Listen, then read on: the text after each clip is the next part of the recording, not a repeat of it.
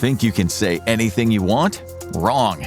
Free speech is the cornerstone of democracy. You can make people furious but not end up in jail. At least that's the theory. It isn't a golden ticket, and many have learned that the hard way. From firings to wartime rulings, free speech is protected but never absolute. On today's episode of The Infographic Show, we're explaining why free speech isn't as free as you think. When the Founding Fathers started putting together the foundations of the United States, they quickly realized the Constitution wouldn't cut it on its own. That's where the Bill of Rights comes from, 10 amendments to ensure basic rights for the population. The first and arguably most important covers speech. It covers 5 main rights, most of which were opposed by the British government at the time: freedom of religion, freedom of the press, freedom of assembly, freedom of petition, and of course, freedom of speech. Now, everyone just has to agree on what that means. The idea of free speech was a fantasy for most of human history. Under absolute monarchs, a messenger who brought bad news or a jester who told the wrong joke could quickly find themselves thrown into prison. Or worse, even into the 18th century, it was common for critics of the government to find themselves locked up, a fate that befell early American journalists during the colonial era. But the Constitution was designed to put all of that to rest, and this protection lasted just over 12 years. The second U.S. President, John Adams, faced a tough re-election campaign and grew bitter over the press's increasingly harsh attacks. That led to the passage of the Alien and Sedition Acts. The former was meant to curb foreign influence on the United States, but the latter cracked down on journalists. It specifically prohibited false, scandalous, or malicious writings against the government of the United States, the Congress of the United States, or the President. Of course, that was up to interpretation, and many journalists were arrested and prosecuted. The act actually rallied support for the Democratic Republicans. Adams lost the election, and the act expired in 1800, but it would likely have been ruled unconstitutional eventually. It was the first real test for the First Amendment, but it definitely wouldn't be the last. The United States was a grand experiment when it started, one of the very first modern democracies. It took a long time to sort out exactly what was meant by some of its laws, including freedom of speech. Court case after court case would make things clearer, often after someone pushed the government and wound up arrested. The Supreme Court ruled that the government couldn't prosecute people for political criticism or unpopular beliefs, even when those beliefs were considered harmful. But when a crisis situation emerged, things changed. One of the biggest challengers to the right of free speech was America's most beloved president, Abraham Lincoln. The Civil War-era leader suspended habeas corpus and imprisoned Northern politicians who were sympathetic to the Confederacy. Decades later, Woodrow Wilson would invoke those war powers during World War I, launching a far broader assault on free speech. This was the Sedition Act of 1918, which was used to target a wide swath of German sympathizers, communists, and anti-war activists. The Supreme Court upheld the law during wartime, but it was passed near the war's end and repealed in 1920. But in the decades to come, things would get much thornier. World War II was the last time the United States formally declared war. Every conflict since has been an informal one. That gave the president fewer powers, and World War II didn't see as many conflicts over free speech, with Franklin Roosevelt taking a lighter hand on dissent. During the Vietnam War, a pivotal case asked a major question: is the First Amendment only for adults, or do students have the same right to free speech? And it all started over armbands. The Tinker Kids, aged 8 to 15, joined friends Bruce Clark and Christopher Eckhart in protesting the Vietnam War by wearing black armbands to school. They were suspended on the spot, and soon the Iowa ACLU took up their case. The school argued this was disruptive speech and shouldn't be allowed. The court ruled 7-2 that the First Amendment does apply in public schools and that the armbands hadn't caused any real disruption to learning. But sometimes the case studies are much less sympathetic. The First Amendment protects plenty of well-intentioned political speech, but also some of the worst. In 1969, KKK leader Clarence Brandenburg was prosecuted for advocating violence and sent to prison. After winding through the courts, the Supreme Court ruled unanimously that such speech can only be punished if it's likely to incite imminent lawless action.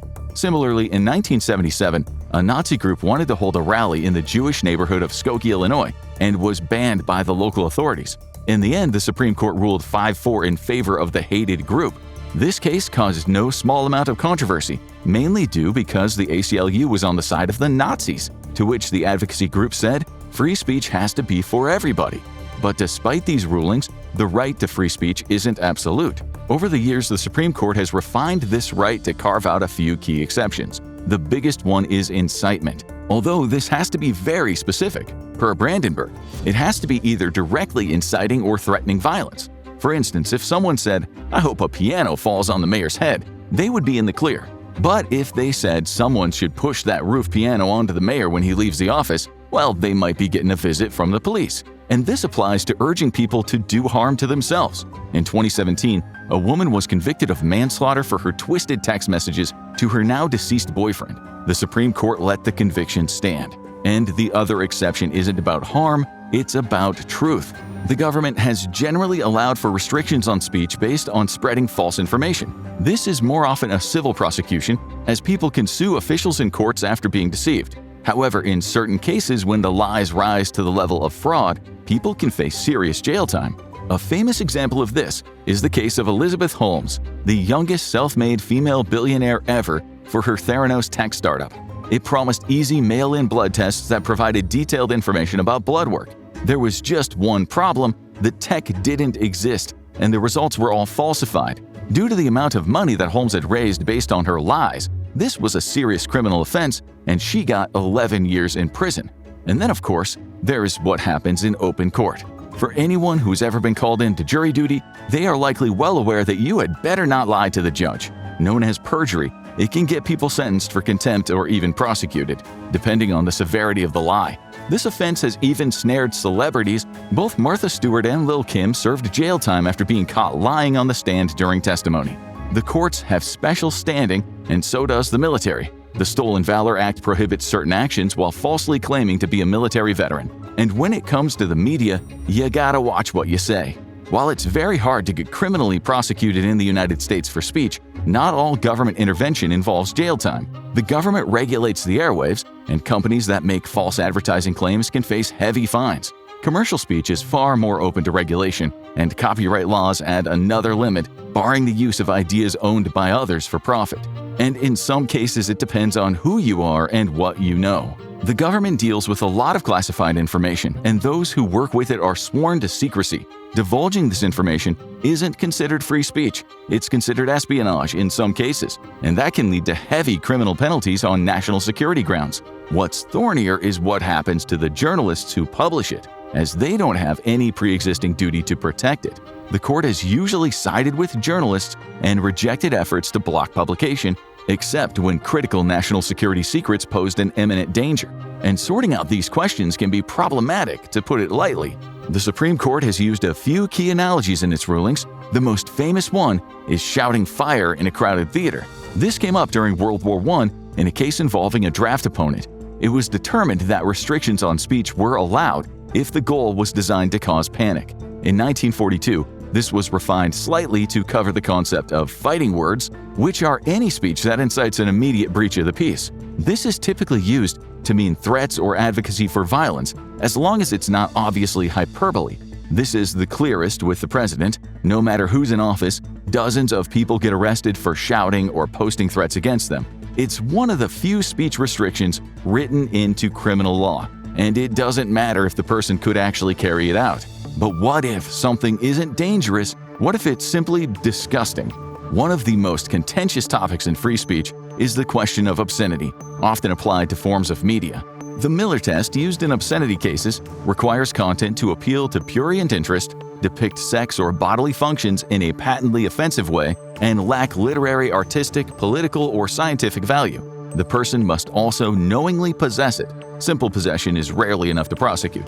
In the case of adult entertainment, which is typically allowed, restrictions exist based on whether anyone involved is being illegally exploited. And sometimes it's not about what you're saying, it's about where you are. Some rules require giving up a part of your free speech because of the position you hold. This includes the military, where many a recruit has found out exactly how little tolerance the drill sergeant has for your chat. This is because the importance of military discipline is seen as trumping the right to free speech. And less honorably, prison wardens have broad power to restrict speech and punish inmates, justified as necessary to maintain order behind bars. There are plenty of exceptions to the First Amendment, but most of them are pretty rare. The problem is, many people don't know that. It's pretty common to hear people talk about how their First Amendment rights are being violated, but in most of those cases, there's no government intervention involved. Rather, people are facing private consequences from an employer or the general public for their speech, which may have been found offensive, disruptive, or just plain dislikable. And while this may be often unfair, it is certainly legal. The First Amendment only covers government intervention. No one has a right to be employed or served by a private institution. But that doesn't mean things don't get controversial. When people aren't calling this a First Amendment violation, they often call it cancel culture, where people lose gigs or jobs for running afoul of public ire. This issue made its way into the mainstream when Justine Sacco, a public relations executive, tweeted an offensive joke about AIDS before getting onto a flight. By the time she had landed, she had been fired amidst a wave of public outrage. As her state was at-will employment, she could be fired for any reason, and that certainly qualified. And not even the most famous are immune. Some of the most famous and powerful people in Hollywood have found out the hard way that their words can come back to haunt them. James Gunn, director of Guardians of the Galaxy, was fired after a political rival found offensive tweets from Gunn's days at a shock comedy studio. However, mass public outrage over the firing and a cast revolt led Marvel to hire him back after an apology. Roseanne Barr wasn't so lucky. The controversial comedian had just launched a top-rated revival of her eponymous sitcom when she decided to tweet racist comments about a former Obama aide. She saw her character killed off and the show renamed. But when the government gets involved, that is when things get tricky. As comedian Justin McElroy once said, "For the millionth time, the First Amendment protects you from the government, not the Justin," after critics claimed that he violated their free speech by blocking them on Twitter. But sometimes there are cases that blur the lines. One of the most famous involved the female country act, then known as the Dixie Chicks. When one of the singers criticized the Iraq War and the sitting president during a tour, the backlash was immediate. Their albums were burned, country radio pulled them out of rotation, and they found themselves cast into the wilderness. Many people called it censorship and McCarthyism, but there was one compelling factor. The president had completely stayed out of it, never calling for any of these actions. The statement had just angered their core audience. But sometimes the government puts its thumb on the scale. It was 1998 when a cop and two firefighters in New York nearly caused a riot rather than suppressing one. At the Labor Day parade, they appeared on a float that was filled with racist images, including a satire of a recent murder that shocked the nation. The city was outraged, and Mayor Rudy Giuliani fired them for conduct unbecoming a city employee. The three men appealed, and one court ruled that they had had their free expression infringed upon. But an appeals court ruled against them, making it clear that government employees don't have absolute job protection under the First Amendment for offensive speech. But that principle would be tested in a big way. Most cases of politicians commenting on the media don't carry much weight, but when high-ranking officials directly pressure outlets by calling for boycotts or firings, it can influence decision-makers. It can blur the line between a private business choice and government coercion, and sorting out the legal implications is rarely simple, especially when there are many cases that are happening at once.